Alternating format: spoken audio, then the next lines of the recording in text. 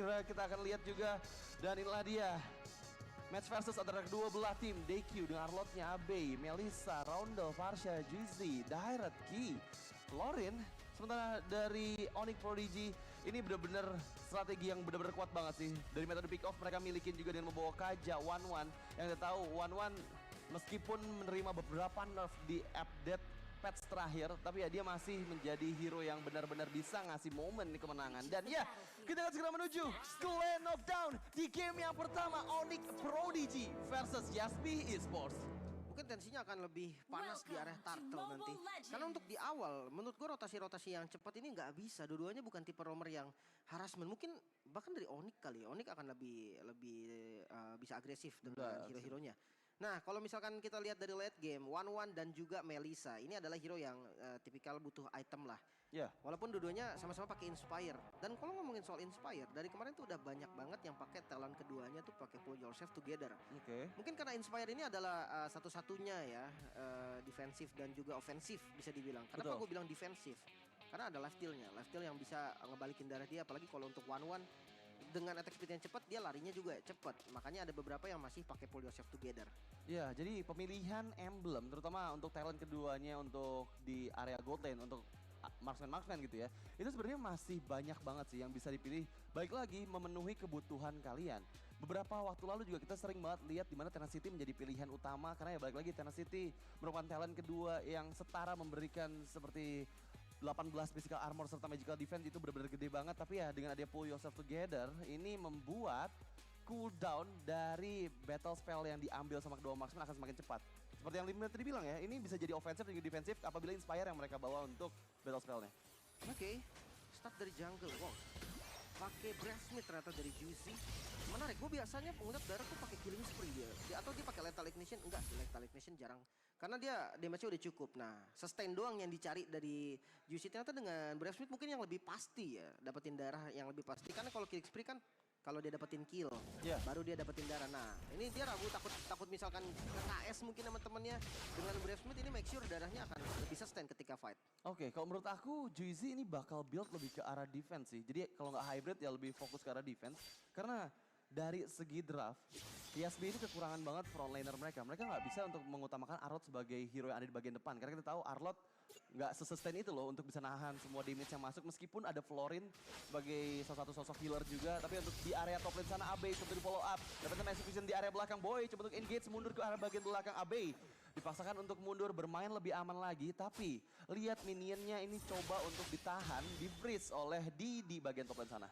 Iya, lebih agresif dari Onyx karena Kaja yang dia bawa. Dia bisa nge-follow Lancelotnya, mungkin dia bisa ngeharas. Dan kalau untuk Yasbi mungkin metode GB dulu ya, game boosting di arah gold lane. Apalagi Florin yang bisa nge-heal terus-terusan mungkin bisa jadi poin utama. Ya, bisa jadi poin utama, tapi lagi-lagi Abe, Return Road, Phantom Execution, one last hit first blood dipiptakan oleh Boy di bagian top lane sana dengan begitu cepatnya. Karena mengingat tadi bal bantuan yang telah diterima oleh Abe ini sudah mulai bergerak kembali ke sisi lain, membuat dirinya tertinggal seorang diri dan langsung punishment tercipta di menit yang pertama tadi oleh teman dari Onyx Prodigy. Turtle-nya juga bakal free kayaknya, dia bakal di kontes dikit doang, diganggu-ganggu doang, tapi karena nggak ada power retribution harusnya masih aman. Dan ya Josie masih bisa dapetin turtle-nya secara free. Ya, bisa mendapatkan objektif turtle yang pertama, setidaknya ada kompensasi untuk Yasbi Esports. Tapi balik lagi Onyx Prodigy ini benar-benar menunjukkan ya early game aggression dia dengan luar biasa. Dan dari segi emblem ya Lim, silakan. Wah, ini Tenacity ternyata dari One dia nggak pakai Pull Yourself Together, sama dengan Melissa-nya. Lebih mementingkan defense yang pasti ya, angka defense dari magical dan juga physical defense Tenacity. Sebenarnya nggak ada masalah juga sistemnya, jadi ya dia tahu karena ganking mungkin sering banget terjadi dan Tenacity ini bisa menyelamatkan mereka. Untuk mid laner nih ada sedikit perbedaan. Novarianya menggunakan emblem dasar assassin yang artinya dia punya lari lebih cepat daripada Partia. Di talent pertamanya pun Partia menggunakan penetrasi. Nah, sedangkan kalau dari Novaria dia pakai agility yang larinya pasti akan lebih cepat dari Novaria. Partia-nya mengandalkan wings by wings doang paling. Ya, karena kalau kita lihat dari emblemnya ya, ini Novaria punya 9% movement speed tambahan, tapi di Divine Judgment di bagian top lane sana terlihat Juicy coba untuk bertahan, tapi damage-nya nggak ada yang bisa mempick up Juicy. Bahkan Fighter Isaac dibuka, coba untuk memberikan diri ke area belakang. Masih cukup aman untuk melakukan disengage dan kayaknya ini aku lihat ya dari Juicy-nya dengan bawa Festival of Blood sama Brave Youth ini benar-benar topo banget. Dia pakai Inspire di talent pertama, cooldownnya lebih cepat dari Juicy-nya. Ini bedanya ya, kalau misalkan pakai emblem dasar fighter dan pakai Festival of Blood, dengan dapetin total mungkin 8 kill, itu dia udah kayak punya Bloodlust X. Ya, tapi terlihat Maddox yang connect ke arah bagian depan sana, tapi malah dianya yang ter-take down. Coba untuk dipasangkan di area belakang, Juicy melompati ke arah Cherry, tapi masih bisa dipaksakan untuk mundur. Beberapa saat lalu juga kita menyaksikan di mana Onyx Prodigy yang sempat memegang first blood ini benar-benar terkena pressure di area gold lane-nya. Mereka dipaksakan untuk bermain lebih aman lagi karena dengan ter-take down-nya di barusan membuat di bakal lebih lama lagi untuk mendapatkan snowballing-nya. Bahkan bottom lane-nya ditinggal, DQ terpaksa untuk isi di arah mid lane-nya, zoning lagi di bagian top lane. Oke, Feather Ice Strike, Owen di sana menahan semua damage yang masuk. Terlihat Astral Recall yang dikeluarkan sedikit demi sedikit setidaknya agar membuat Yasby Sport terkena pokingan damage. Tapi yang pasti untuk turtle yang kedua, Lutfi dan juga Boy bersiap di bagian bawah sana, DQ berada di bagian depan. Astral Recall damage-nya belum maksimal karena masih untuk di menit yang keempat ini, tapi Lutfi mencoba untuk menjadi badan. Masuk dengan Vengeance ke arah belakang, DQ coba untuk memberikan pokingan damage kepada Lutfi, tapi Juicy sudah mulai bergabung kembali. Pattern Execution terkena Final Flash, terkena efek Stun Boy! Stun Rose dikeluarkan tapi masih didapat contribution-nya oleh seorang Juicy. Boy, one last hit, where are you running? Masih ada Stun Rose, coba untuk menghindar, tapi terkena gocekan yang nggak bisa. Dia kabur lagi di Feather Ice Strike yang di-pop up oleh Roundel di bagian tengah. Dapetin turtle, dapetin kill. Ini agak rugi sebenarnya untuk Onyx Prodigy sendiri. Mungkin mirroring yang tadi di awal menurut gue oke banget ya dengan hero-heronya mereka, nggak dilakukan lagi. Gue kadang masih bingung juga di turtle kedua ini memang jadi tempat kritikal untuk mirroring atau enggak, karena biasanya itu muncul di menit kelima gold shield turret yang sudah muncul ya, udah mulai hilang. Jadi kalau nggak diambil tuh sayang. Tapi ternyata nggak, mereka memilih untuk kontes sehingga gold shield turret di top lane tadi di bottom lane jadi nggak ada yang dapat. Ya, dan dari segi team fight pun menurut aku ya, dengan draft yang dipakai sama Yasby Sports, mereka kuat banget loh kalau misalnya mau kontes objektif. Dengan Parsha, dengan adanya Arlot dan juga Direct, dan dari tadi berada di bagian depan, dan ya armor break-nya ini loh yang benar-benar bisa nge-meltdown siapapun player yang terkena efeknya. Dan Onyx Prodigy untuk kali ini di luar dugaan ya, di luar dari statistik yang tadi kita lihat juga, Onyx Prodigy terkena tekanan meskipun dari gap gold belum terlihat sejauh ini, tapi Yasby Sports mereka lebih mateng lagi nih untuk di game yang pertama nih. Untuk rotasinya pun mereka terbilang lebih memimpin lah. Mereka lebih rapi, nggak ada turret yang hancur. Nah, ini udah sampai di menit 5 dan belum ada turret yang hancur. Otomatis dari keduanya ini bermain lumayan safety bisa dibilang. Nggak ada maunya trading gitu kan. Kadang biasa kita sering lihat top lane ditukar sama bottom lane ataupun yang sebaliknya. Tapi ini benar-benar nggak ada dan udah mulai ternyata 5-man gang, 4-man gang ke arah top lane. Ya, terlihat 4-man gang ke arah top lane sana. Maddox ke arah Lutfi dipaksa untuk mundur. Coba untuk menghancurkan atau tapi dengan dua player Yasby Sports, mereka mampu untuk membendung serangan dari Onyx Prodigy. Terlihat dari bagian tengah, Astral Eco dibuka tepat ke arah DQ. Balik lagi bagian top lane.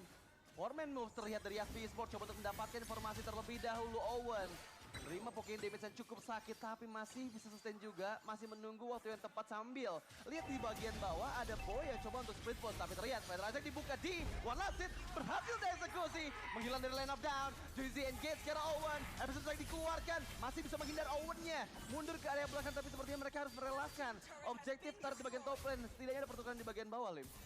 Untuk mid lane-nya pun ini udah dikontrol dari keduanya, mid lane-nya masih aman.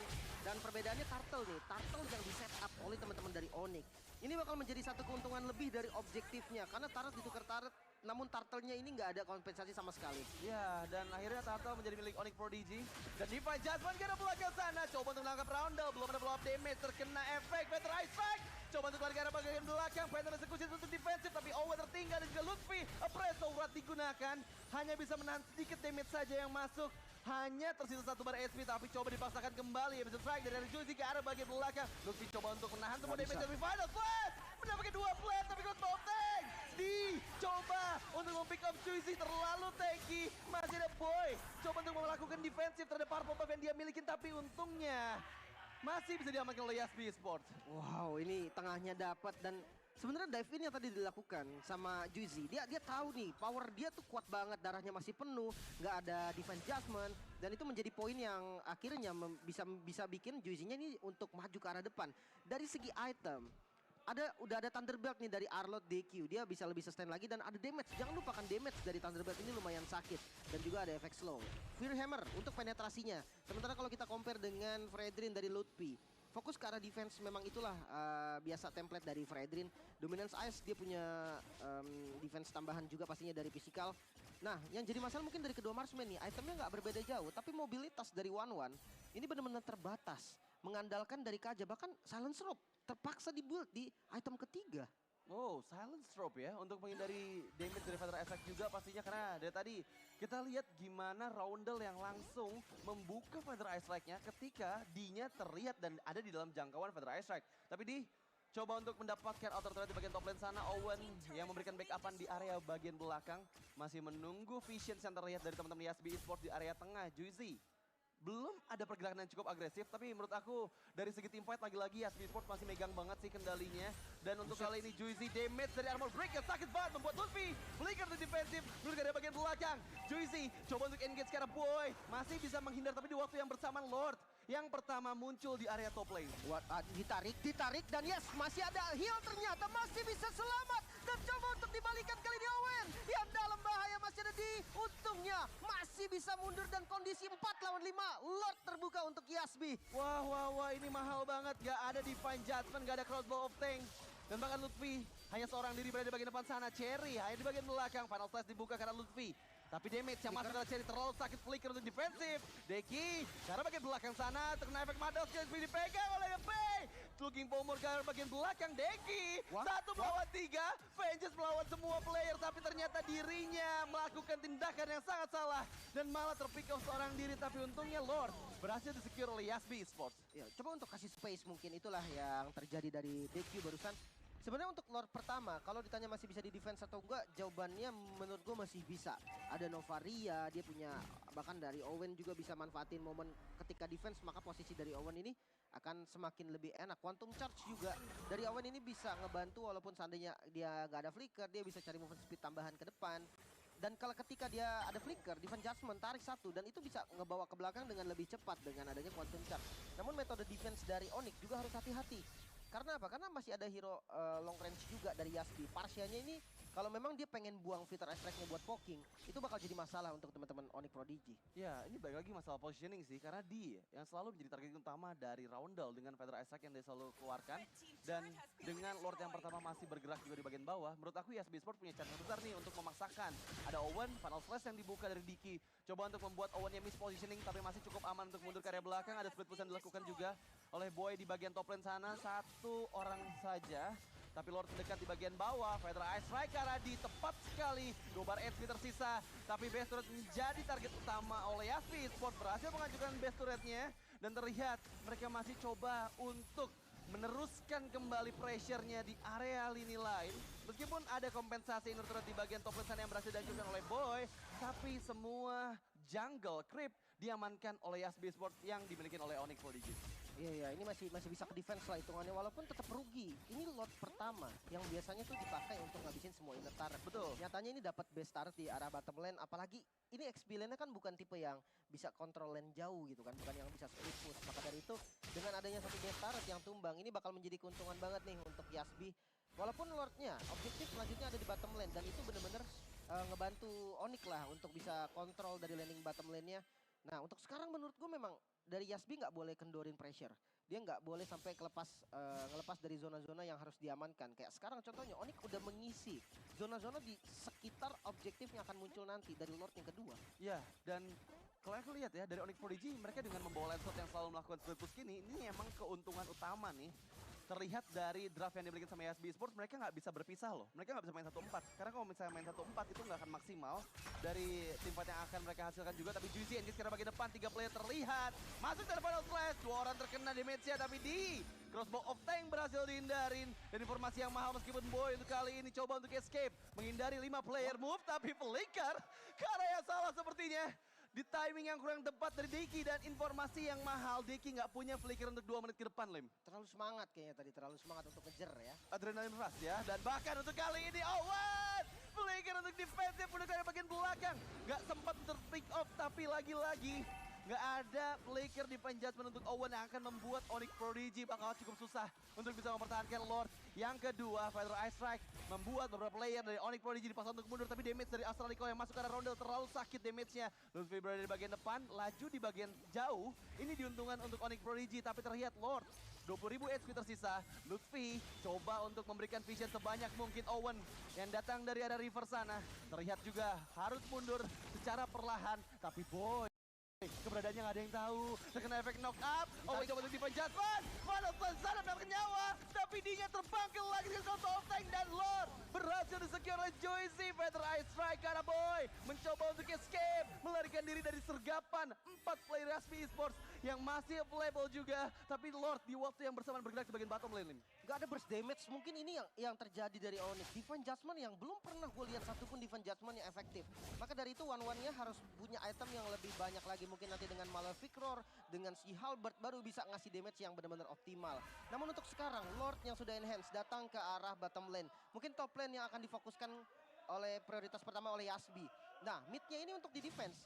Kalau Parsialnya lagi-lagi mau ngebuang Feather Ice Strike-nya ke belakang, ini masalah utama yang nggak bakal pernah selesai menurut gue. Ya, ini bakal susah sih, karena Onyx Prodigy nggak punya high ground defense hero yang kuat banget. Mereka yang memaksimalkan hero frontline mereka seperti Owen dan juga Lutfi, tapi terlihat tertangkap Owen! Where are you running? Unstoppable dipegang, tapi Roundel-nya down. Di sisi belakang boy coba untuk mengacak-acak Puncture untuk mundur ke area base. Tapi masih ada 4 player Yasbi Esports yang memaksakan kehendak mereka untuk mendapatkan base turret terakhir dari Onyx Prodigy. Coba untuk memaksakan juga karena dekinya, tapi boy nggak mau terlalu ofensif. Dia masih harus bermain lebih aman lagi karena player dari Yasbi Esports mereka udah available lagi nih untuk team fight. Karena lagi-lagi efek heal yang selalu diberikan oleh seorang Ki ini benar-benar membuat susah banget untuk memukulkan semua player dari Yasbi Esports. Final Blast coba untuk mendapatkan boy, masih bisa menurunkan belakang, Madosnya connect karena masih belum ada player ternyata di sana yang bisa di take down, tapi mereka berhasil mendapatkan keuntungan dengan 3 best turret yang dihancurkan. Oke, dari segi item pun udah mulai full item nih dari beberapa player juga, bahkan dari Onyx pun ada Lancelot nih yang udah hampir full slot, 6 slot item dengan full damage-nya. Penetrasi yang pastinya cukup. Dari Lancelotnya boy, dia punya War Axe, dia punya Malefic Roar dan Hunter Strike. 3 item penetrasi yang cukup banget. Endless Battle pun membantu adanya true damage nanti yang diberikan. Lancelotnya ini udah punya damage yang harus dikhawatirkan bahkan dari teman-teman Yasbi. Tapi frontliner dari Yasbi ini terhitung lumayan strong karena direct dari Juicy. Dia build ke arah Anti-Kuras, dia punya Athena Shield juga, bahkan Dominance Ice. Nextnya mungkin ke arah Immortal nih. Ini yang bisa akhirnya ngebeli waktu nantinya untuk para damage dari Yasbi ini bisa masuk semua. Apalagi jangan lupakan ada heal dari Florin yang benar-benar ini global presence yang bisa ngancurin kalkulasi.